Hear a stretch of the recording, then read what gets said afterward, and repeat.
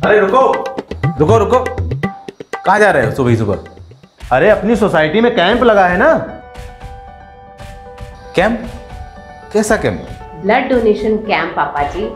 कल सेक्रेटरी आया था ना बताने के लिए कि ब्लड डोनेशन कैंप लग रहा है सोसाइटी में, बस हम वहीं जा रहे हैं ब्लड देने के लिए। तो लगवाए कैंप वैम्प, हमको क्या करना है? तुम लोग वहाँ क्यों जा रहे हो? पापा ब्लड डोनेशन कैंप लगा है तो वहाँ ब्लड डोनेट करने ही तो जाएंगे ना, पिकनिक मनाने तो वहाँ जाएंगे नहीं। दिमाग खराब हो गया है तुम्हारा? ब्लड डोनेट करने चले हैं। ये फालतू के काम करने की कोई जरूरत नहीं है। देख रही हो अपने नालायक को?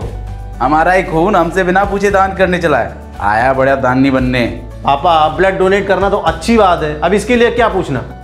हमको तो लगा कि आप लोग भी थोड़ी देर में आएंगे ब्लड डोनेट करने के लिए। हम ये सब बेमतलब का काम नहीं करते। अरे खून दिए हैं भगवान हमको अपना शरीर के लिए दान पुण्य करने के लिए। मम्मी जी ब्लड डोनेट करना तो पुण्य का काम है ना, और शरीर के लिए भी तो अच्छा होता है। साल में कम से कम एक बार ब्लड डोनेट करना ही चाहिए। दिमाग खराब हो गया है तुम सब लोगों का? हा? अरे दान देना है, रुपया पैसा दान दे दो, कपड़ा लत्ता दान दे दो, अनाज दान दे दो। ये क्या है? खून दान करने चले हैं। अच्छा एक बात बताओ, मैंने अपना खून दान दे दिया, मेरा खून किसको मिलेगा? पता है कुछ? किसको मिलेगा? जिसको जरूरत होगी उसको मिल जाएगा।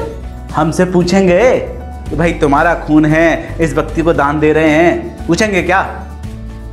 देखिए पापा जी, ये तो आप भी जानते हैं कि ऐसा नहीं होता है। जो भी ब्लड डोनेट होता है वो ब्लड बैंक में जमा होता है। जो भी जरूरतमंद आता है उसके ब्लड ग्रुप के हिसाब से उसे दे दिया जाता है।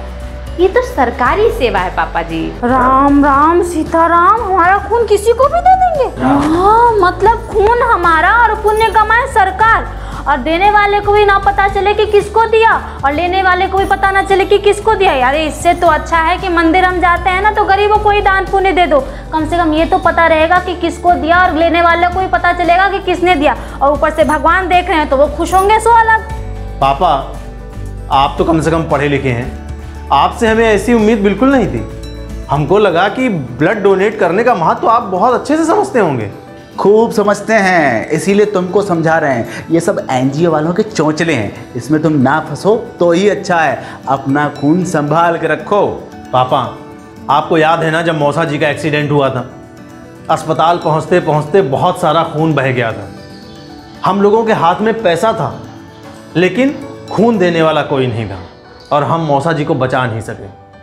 उस समय हम लोग यही सोच रहे थे ना कि काश कोई हमसे कितना भी पैसा ले ले और हमको खून दे दे। हालांकि खून कोई बेच नहीं सकता है, लेकिन हम लोग सोच तो यही रहे थे ना। हाँ सोचो, तब कोई आया था हमारे लिए ब्लड डोनेट करने?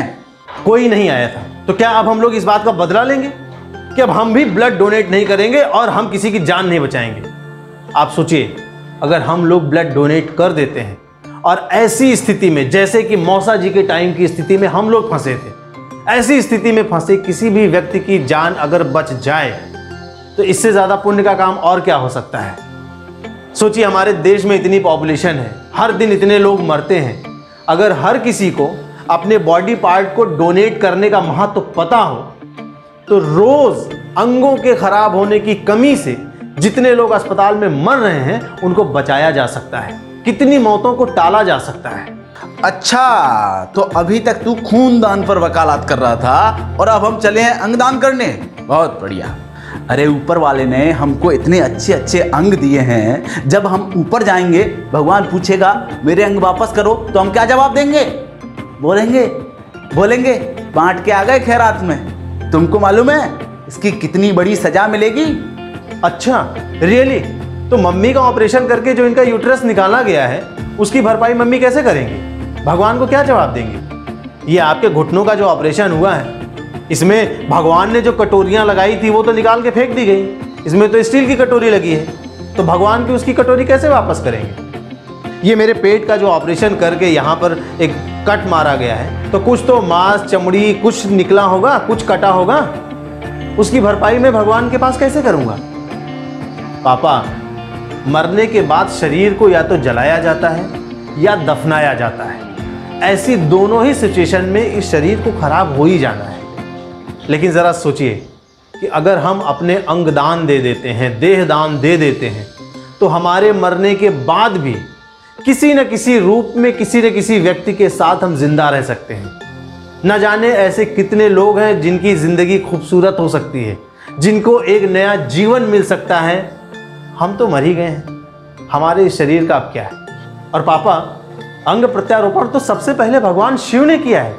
प्रजापति दक्ष के सर को काटकर बकरे का सर लगा दिया, गणपति बप्पा का सर काटकर हाथी का सर लगा दिया गया। अगर भगवान ने अंग प्रत्यारोपण की विधि शुरू की है तो भला हमें अंग प्रत्यारोपण करने से उनको क्या प्रॉब्लम हो सकती है? पापा, अपने जान पहचान वाले की मदद तो सभी करते हैं, किसी अनजान की मदद करके देखिए, बहुत अच्छा लगेगा। हाँ बेटा, आज तुमने हमारी आंखें खोल दी, इस तरह के तमाम दकियानुसी विचारों से आगे निकाल दिया। सच है कि माँ बाप को भी अपने बच्चों से सीखना चाहिए। हाँ तो चलो ना ब्लड डोनेट करने के लिए, काहे ऐसे खड़े खड़े टाइम पास कर रहे हो? हम तो कब से इनको बोल रहे हैं कि चलो ब्लड डोनेट करके आते हैं, पर ये हमारी बात सुन ही नहीं रहे हैं। अरे डबल ढोल की बेटा, अपनी सास से होशियार रहना, ये असली बिन पहनने वाला लोटा है, कभी भी किधर भी लुढ़क सकती है। अरे जाओ जाओ, हमारी बहू बहुत होशियार है।